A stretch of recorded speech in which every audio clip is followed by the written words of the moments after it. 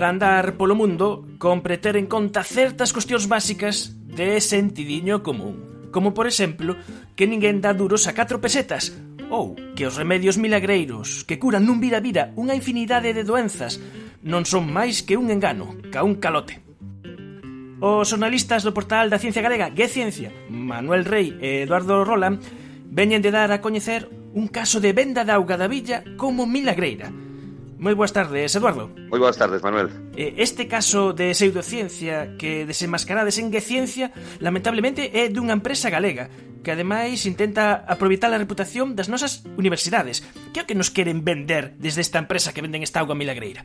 Bueno, a verdade é que é unha empresa, coñecímola porque apareceu unha nota dunha axencia de noticias que foi repicada por a maior parte dos medios e que o noso compañeiro Manuel Rei ia dar. Pero bueno, cando limos que unha auga alcalina podía curar a diabetes e tal, pues, sospeitamos, paramos a noticia e o que fixemos foi o contrario. En vez de publicala, investigada. E atopamos que sí, que é unha empresa galega, fundada hai ano e medio, que vende unhas serras cuns filtros que din que converten auga da villa en auga alcalina e ionizada. E que, ademais, na súa web din que serve para paliar e para previr o cancro, diabetes, Parkinson, depresión, osteoporose. Bueno, inmediatamente decatámonos de que era unha estafa en toda regla, non? Eso dá no nariz tan pronto se ve que hai un remedio moi sinxelo que cura absolutamente todo.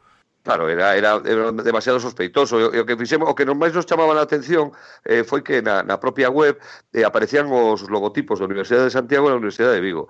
De algún xeito, a nosa primeira dúbida era como unha empresa tan sospeitosa que a calquera, como a nós, ou a calquera usuario, xa lle pode chamar a atención, como pasa precisamente os filtros das universidades para conseguir que traballen con ela, non? Que colaboren con esta empresa. A realidade é que as universidades neste caso eran en parte víctimas tamén, non? De feito, a Universidade de Santiago o único que tiña feito era unha análise da auga, se era potable ou non, a que saía da serra, e un análise do filtro cerámico que empregan estas serras para, se era compatible coa alimentación. Certificaron no Instituto de Cerámica de Galicia, que pertence á Universidade de Santiago, pero a empresa, a partir de aquí, presume de que investiga en codo con codo coa Universidade de Santiago, publica unha serie de informes falseados con moitísima información tachada. Falamos co profesor Francisco Guitián, o director do Instituto Cerámico de Galicia, que estaba realmente moi molesto, moi indignado coa utilización que lle fixeran dun traballo menor, como que era unha investigación grandísima. Bueno, e foi saindo todo un conglomerado do xeito de actuar desta empresa para aparentar que tiña un respaldo científico a algo que non é outra cousa que pseudociencia, unha estafa de algo que está a facer perder cartos e a esperanza a moita xente. E, de feito, as universidades, a Universidade de Santiago e a Universidade de Vigo, polo menos están a contemplar emprender accións legais. Sí, de feito, bueno, falamos con eles, primeiro con os investigadores que tiñan traballado con esta empresa, que fixeron unhas investigacións, unhas análises menores, non o que a empresa di, que traballa conjuntamente, que unha parte do importe destas serras se destina a investigación nas mellores universidades, como din eles. Bueno, isto non existía, e a Universidade tanto de Santiago como de Vigo xa pasaron o caso aos seus servizos jurídicos e están a estudar a presentación dunha demanda contra esta empresa por unha utilización ilexítima dos seus logotipos. O que buscan este tipo de empresas que estafan con apariencia de ciencia cando non hai nada detrás e que abusan da boa vontade, da necesidade, da urxencia dos doentes, das persoas que padecen cancro, depresión, diabetes, Parkinson, moitísimas enfermedades, o que buscan realmente é ter ese barniz. E aquí o toparon, enganando, dicindo que tiñan un respaldo universitario que non era certo. Completades a vosa reportaxe coa opinión dos expertos. Contades con Manuel Herrador e con Manuel Collado. Manuel Collado, que é investigador do IDIS, amigo de Efervesciencia, especialista en células NAI e cancro. Moi boas tardes, Manuel Collado. Moi buenas tardes, Manuel. Isto da dieta alcalina ven de lonxe. Isto é unha pseudociencia que xa ten unha certa trayectoria. Sí, desde hace unos años asistimos al surgimiento de esta moda de todo lo alcalino es buenísimo, el ácido mata. Y tiene una larga trayectoria amplificada por la publicación de libros y con la aparición derivada de muchísimos productos milagro, de dietas que basan su supuesta efectividad en este alcalinidad y de productos milagro como este que estamos comentando en este caso de G-Ciencia. Para explicar por que isto non é científico, é mala ciencia, temos que dicir que, inda que consumamos alimentos que teñan certa alcalinidade, eso non pasa do noso estómago, porque que pasa cando chegan os alimentos ao estómago? Claro, hay que tener en cuenta que cuando uno se enfrenta a un tipo de noticia como esta, de un producto milagro, hay que tener una primera precaución, y es que ningún producto milagro se vende de esta manera tan sencilla, es capaz de afectar a tantísimas enfermedades y tan graves como estas que se mencionan, por ejemplo, en este caso, y luego hay que tener una mínima precaución de analizar qué es lo que se está diciendo. Se está comentando que un simple agua con una alcalinidad, con un pH alto, es capaz de transmitir esa alcalinidad a todo el organismo y curar con ello muchísimas enfermedades. Cualquier producto que sea ingerido, o sea agua o sea alimento, va a ir directamente al estómago, y creo que todos recordaremos que en el estómago tenemos unos productos ácidos, tenemos ácido clorhídrico, que es el que se encarga de digerir y de desmenuzar todos los alimentos que ingerimos. En el momento que tengamos un agua alcalina que llega al estómago, inmediatamente va a perder esa propiedad de alcalinidad, con lo cual difícilmente podrá tener ningún efecto más allá del estómago. Porque ademais o noso sangue garda un equilibrio do pH moi preciso, moi afinado, está moi amortiguado para que se mova dentro duns valores moi xustiños que non se deben mover, porque se moven, de certo que habemos ter problemas. Claro, el organismo, como todo organismo vivo, tiene unas condiciones muy precisas de funcionamiento.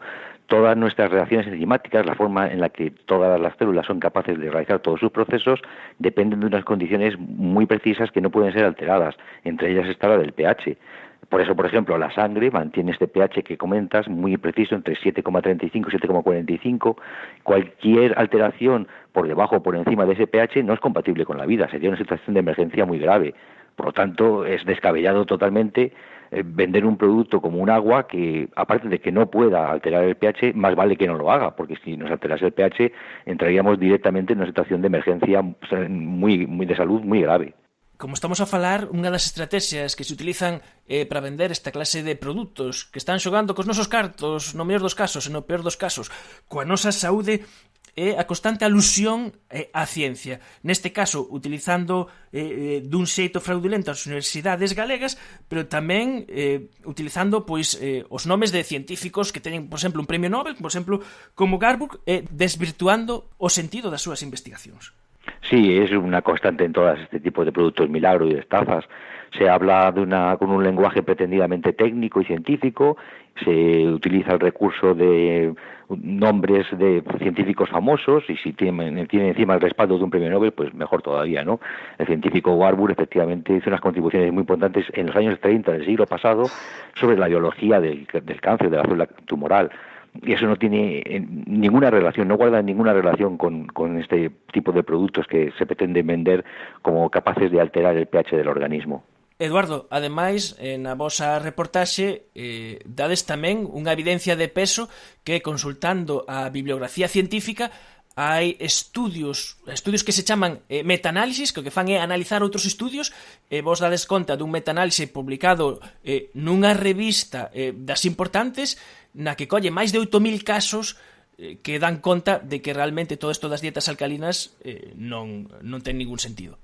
Sí, o que fixemos foi documentarnos moitísimo, nos somos jornalistas, nos informamos de ciencia, pero recurrimos aos científicos para que conten as cousas. Por iso falamos con Manuel Collado, estamos moi agradecidos porque fixe un artigo formidable que explica moi ben a magnitude da estafa deste tipo de produtos de auga alcalina, e por iso recurrimos tamén a Manuel Herrador, moi experto tamén en denunciar as grandes mentiras da pseudociencia.